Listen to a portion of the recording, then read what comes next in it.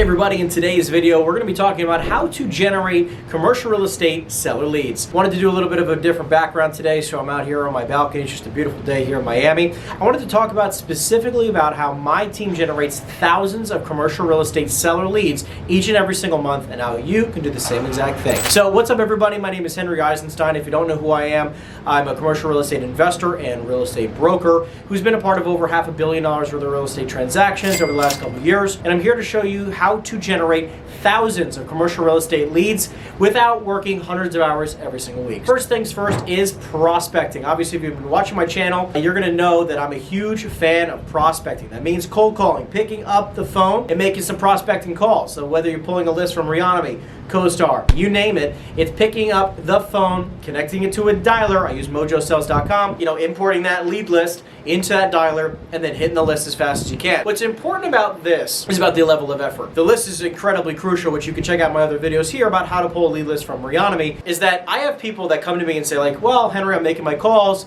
and I'm just not getting anywhere. Well, then my next question is, how many calls is making my calls mean? And they'll say like, well, I'm making 5, 10, maybe 20 calls a day. An average agent on my team makes somewhere between 300 and 1,000 calls a day. If your effort is only here and you want this type of result, it's gonna be really hard to get there. However, when your effort is up here and the results you're looking for is here, it is much more possible. Prospecting means not making 5 or 10 calls a day. I'm talking about making hundreds of calls on a very consistent basis. Alex Hormozi has talked about in his past videos where you need to have on a multiple of 100, where everything when it comes to prospecting is a multiple of 100. 100 calls a day, 100 emails a day, 100 minutes of content a day. Your level of effort is based on the multiple of 100, not on the multiple of 1 or 10. When we're talking prospecting today, I want you to keep into consideration, even if you need buyers, it's always about prospecting for sellers first. When you're prospecting for sellers first, you can always use the pivot strategy, which is flipping the script as a,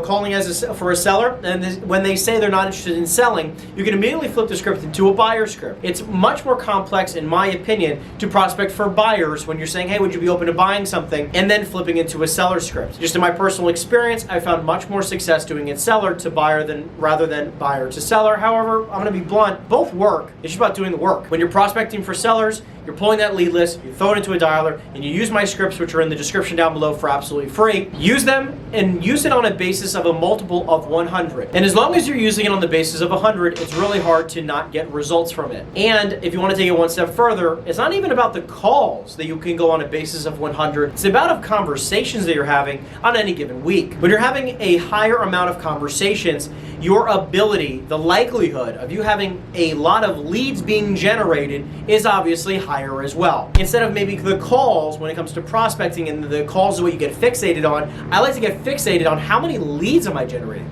How many LOIs am I running up? Because when you're doing that level of effort, the high level of result that you're looking for is much more attainable. Let's go to point number 2 when it comes to generating seller leads, which is referrals. And when I say referral, it's getting a lead from somebody that you know, whether that's from your sphere of influence, a professional partnership relationship, a past client, or a current client who gives you an individual, connects you with an individual who's looking to then sell their property. What actually needs to take place in order for you to get more referrals? So I have a 3-tiered approach when it comes to asking for referrals. The first part of this tiered approach is building trust.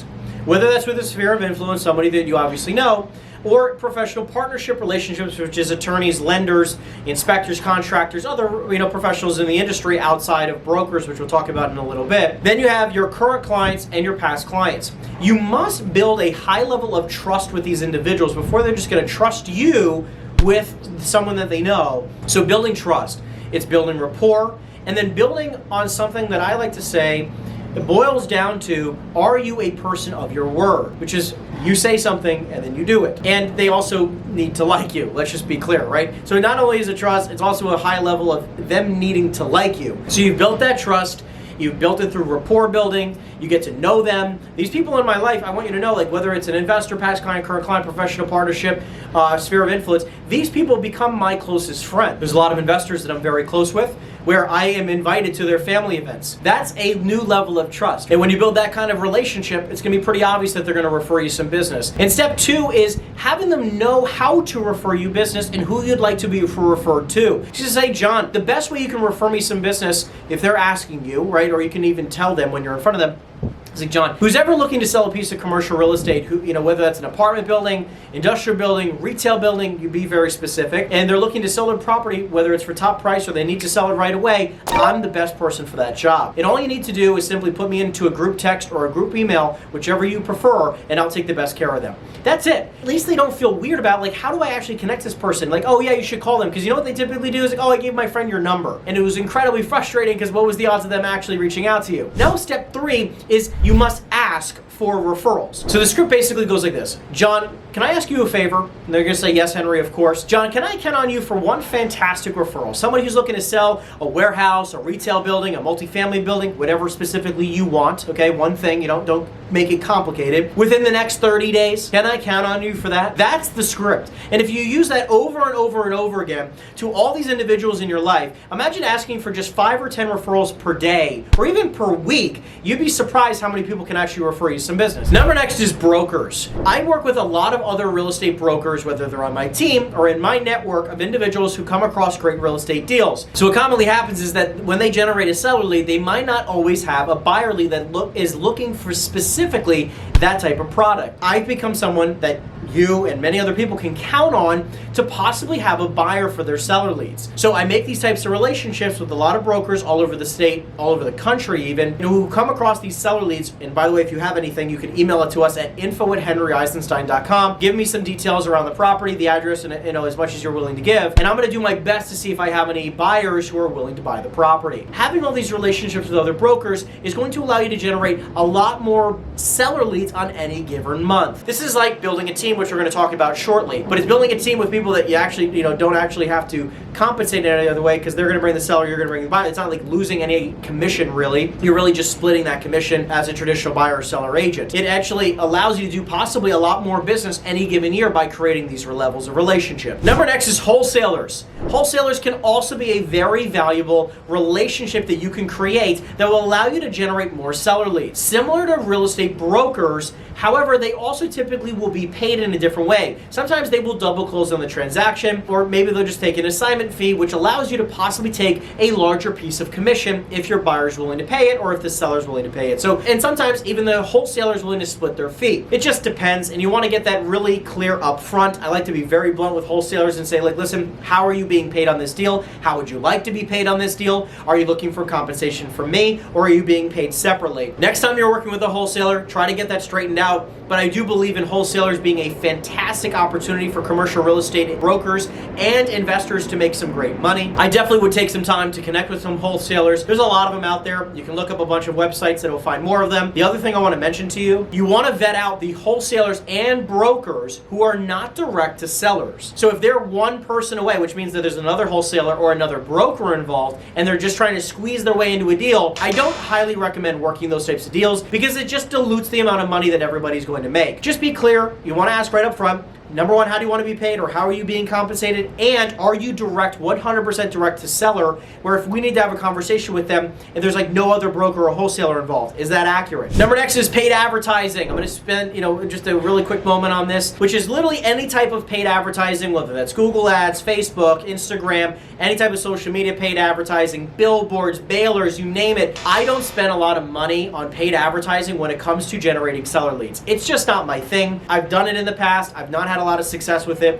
and I am huge when it comes to so many of these things, but when it comes to paid advertising, I wanted to mention it, but I'm not a huge fan of it. And you probably see a lot of these gurus online who try to upsell you, charging you thousands if not tens of thousands of dollars to do paid advertising for you. And I'm here to stress, if you do not learn how to communicate with sellers in the first place, which just means communicating with seller, asking the right questions, because what you're trying to avoid is not making phone calls a lot of the time, right? You're like scared to make cold calls. What happens is that you're going to generate leads from paid advertising or from social media, and then you have to get on the phone with those people anyways. So what I don't understand is like, hey, why don't you just learn how to prospect? And then when you make money from prospecting, generating leads, and then closing those deals, then you can spend money on advertising, because then when you have this overflow of leads, you already know how to convert them at a high level. Don't do one thing. Don't try try to avoid prospecting and just do paid advertising thinking that you're never going to have to get on the phone with these people, because that's just not reality. I believe that it's a secondary thing, so master prospecting and the rest of these items, and then you can spend money, time, energy, and effort on paid advertising later on in your career. So let's talk about content next. Content, I'm a huge fan of it. Obviously, you're watching this part of my YouTube channel or on any other platform possibly.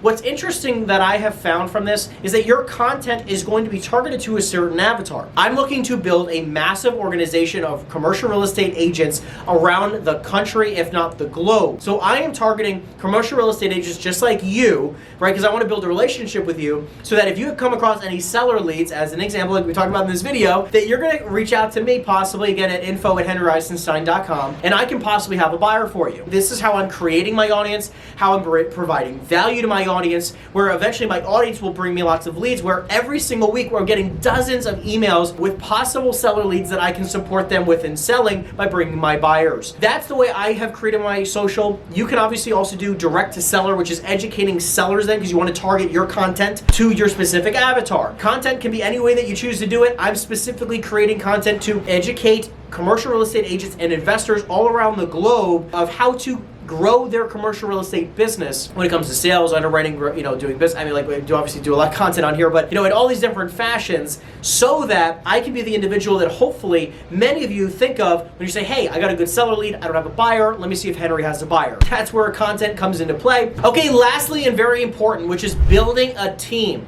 Now, I have a team of over 20 agents across multiple states, and this is how I can share with you that we're making hundreds of thousands of cold calls. We're generating thousands, if not tens of thousands of leads each and every single year. And the way this occurs is because we've built a team. Now, on my own, because of many things that I'm sharing with you today, I've also been able to generate over 1,000 leads a month on my own from many of these resources that I'm mentioning. Many of these resources are going to be the first thing that you do, where get yourself to first $200,000, $300,000, $500,000 a year in income, and then you should start slowly building an organization around you, a team around you of like-minded individuals who want to make phone calls, right? Because if you're avid about making prospecting calls, and maybe coaching's not for you, but you live in the state of New Jersey or Florida, because right now I'm dominating these two states. If you're in one of these two states, I want to partner with you and build a massive organization in these two states where we can end up closing billions of dollars worth of commercial real estate transactions in both of these states. I hope you guys enjoyed this content. I hope you guys enjoyed the view from my one of my condos here. I appreciate you guys so much for following the journey, and I'll see you guys in the next video. Take care, everybody.